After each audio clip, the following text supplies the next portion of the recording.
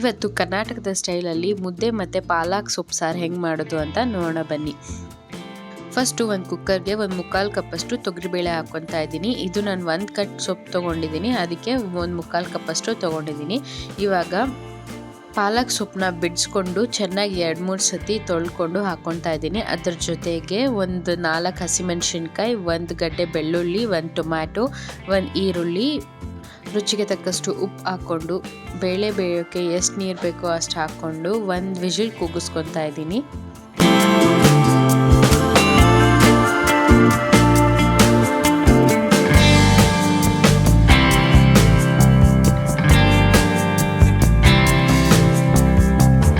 ಇವಾಗ 1 ವಿಸಿಲ್ ಆದಮೇಲೆ ನೋಡಿ ಬೇಳೆ ಎಲ್ಲ ಚೆನ್ನಾಗಿ ಬೆಂದಿದೆ. ಇವಾಗ ಇದು ಸ್ವಲ್ಪ ತಣ್ಣಗಾದ್ಮೇಲೆ ಪಾಲಕ್ ಸೊಪ್ಪು, ಟೊಮ್ಯಾಟೊ, ಈರುಳ್ಳಿ, ಬೆಳ್ಳುಳ್ಳಿ ಮತ್ತು ಹಸಿಮೆಣಸಿನ್ಕಾಯಿನ ರುಬ್ಕೊಳ್ಳೋಣ.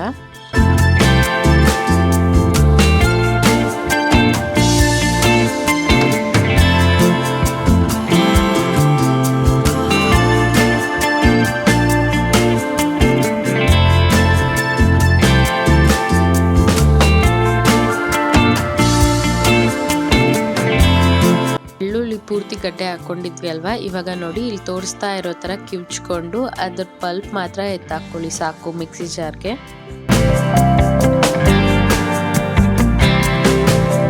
ಒಂದು ಸ್ವಲ್ಪ ನೀರು ಹಾಕ್ಕೊಂಡು ರುಬ್ಕೊಳ್ಳಿ.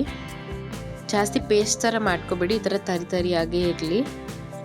ಇವಾಗ ಒಂದು ಪಾತ್ರೆಗೆ ಬೇಯಿಸ್ಕೊಂಡಿರೋ ಬೇಳೆ, ಅದ್ರ ಜೊತೆಗೆ ಸ್ವಲ್ಪ ನೀರು ಮತ್ತು ಇದು ರುಬ್ಕೊಂಡಿರೋ ಮಿಶ್ರಣನೆಲ್ಲ ಹಾಕಿ ಕಲಿಸ್ಕೊಂಡು ಕಾಯಿಸ್ಕೊಳ್ಳೋಣ.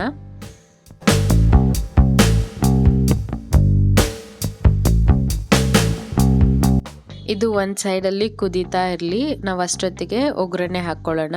ಇಲ್ಲಿ ಒಗ್ಗರಣೆಗೆ 1 ಸ್ಪೂನಷ್ಟು ಎಣ್ಣೆ ಹಾಕ್ಕೊಂಡು ಅದಕ್ಕೆ ಸ್ವಲ್ಪ ಸಾಸಿವೆ, ಜೀರಿಗೆ, ಇದು ಚಿಟಪಟ ಅಂದಮೇಲೆ ಒಂದು ಸ್ವಲ್ಪ ಬೆಳ್ಳುಳ್ಳಿ ಹೆಸರನ್ನ ಜಜ್ಜಿಟ್ಕೊಂಡಿದ್ದೆ ಅದು ಹಾಕ್ಕೊತಾ ಇದ್ದೀನಿ. ಇದಕ್ಕೆ ಫ್ರೆಶ್ ಆಗಿರೋ ಕರಿಬೇವು ಹಾಕ್ಕೊಳ್ಳೋಣ.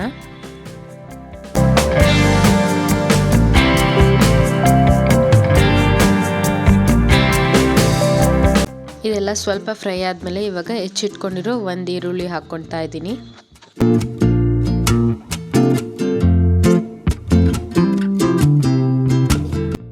ಈರುಳ್ಳಿ ಎಲ್ಲ ಚೆನ್ನಾಗಿ ಬೆಂದ ಮೇಲೆ ಕುದಿತಾ ಇರೋ ಸಾರ್ಗೆ ಹಾಕ್ಕೊಳ್ಳೋಣ.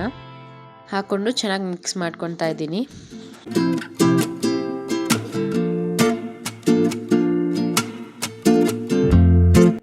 ಎಷ್ಟು ಗಟ್ಟಿಯಾಗಿ ಅಥವಾ ನೀರಾಗಿ ಸಾರು ಬೇಕೋ ಅಷ್ಟು ನೀರು ಹಾಕ್ಕೊಳ್ಳಿ. ಹೆಂಗೂ ಬೇಳೆಯಲ್ಲಿ ಬೆಂದಿರೋ ನೀರು ಇರುತ್ತೆ, ಇಲ್ಲಾಂದರೆ ಇನ್ನೊಂದು ಸ್ವಲ್ಪ ನೀರೇ ಹಾಕ್ಕೋಬೋದು.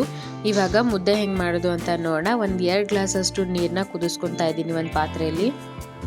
ಇದು ಸ್ವಲ್ಪ ಬಿಸಿ ಆದಮೇಲೆ 1 ಸ್ಪೂನಷ್ಟು ರಾಗಿ ಹಿಟ್ಟನ್ನ ಹಾಕ್ಕೊಂಡು ಕಲಿಸ್ಕೊತಾ ಇದ್ದೀನಿ ಗಂಟಿಲ್ದ ಇರೋ ಥರ. ನೀರು ಚೆನ್ನಾಗಿ ಕುದಿ ಬರ್ತಿರ್ಬೇಕಾದ್ರೆ 1.5 ಕಪ್ಪಷ್ಟು ರಾಗಿ ಹಿಟ್ಟು ಹಾಕ್ಕೊಂಡು ಸ್ವಲ್ಪ ಕಲಿಸ್ಕೊತಾ ಇರ್ತೀನಿ.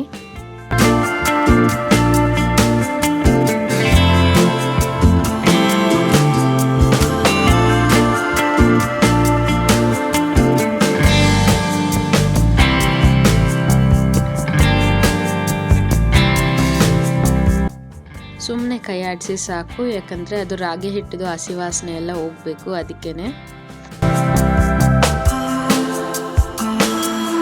ಇವಾಗ 1-2 ನಿಮಿಷ ಮುಚ್ಚಿಡಿ, ರಾಗಿ ಹಿಟ್ಟು ಚೆನ್ನಾಗಿ ಬೇಯಲಿ. 2 ನಿಮಿಷ ಆದಮೇಲೆ ಒಂದು ಸ್ವಲ್ಪ ಘಮ ಬರ್ತಾ ಇರುತ್ತೆ ಬೆಂದಿರೋದು, ಆವಾಗ ಚೆನ್ನಾಗಿ ನಾದ್ಕೊಳ್ಳಿ ಸ್ಪೂನಲ್ಲೇ.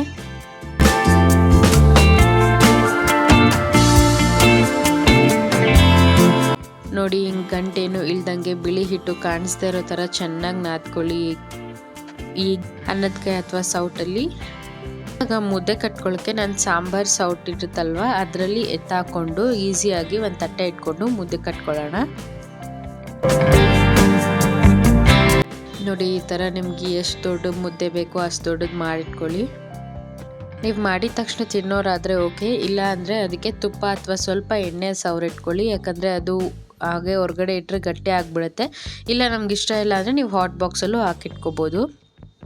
ನೋಡಿದ್ರಲ್ಲ ಎಷ್ಟು ಈಸಿಯಾಗಿ ಕರ್ನಾಟಕದ ಶೈಲಿಯಲ್ಲಿ ಪಾಲಕ್ ಸೊಪ್ಪಿನ ಸಾರು ಮತ್ತು ಮುದ್ದೆ ಮಾಡ್ಬೋದು ಅಂತ.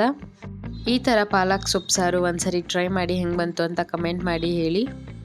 ರೆಸಿಪಿ ಇಷ್ಟ ಆಗಿದ್ರೆ ಲೈಕ್ ಮಾಡಿ, ಶೇರ್ ಮಾಡಿ, ಕಮೆಂಟ್ ಮಾಡಿ. ಮುಂದೆ ಬರೋ ರೆಸಿಪೀಸ್ನ ಮಿಸ್ ಮಾಡ್ಕೋಬಾರ್ದು ಅಂದರೆ ಸಬ್ಸ್ಕ್ರೈಬ್ ಮಾಡಿ, ಬೆಲ್ ಐಕಾನ್ನ ಪ್ರೆಸ್ ಮಾಡಿ.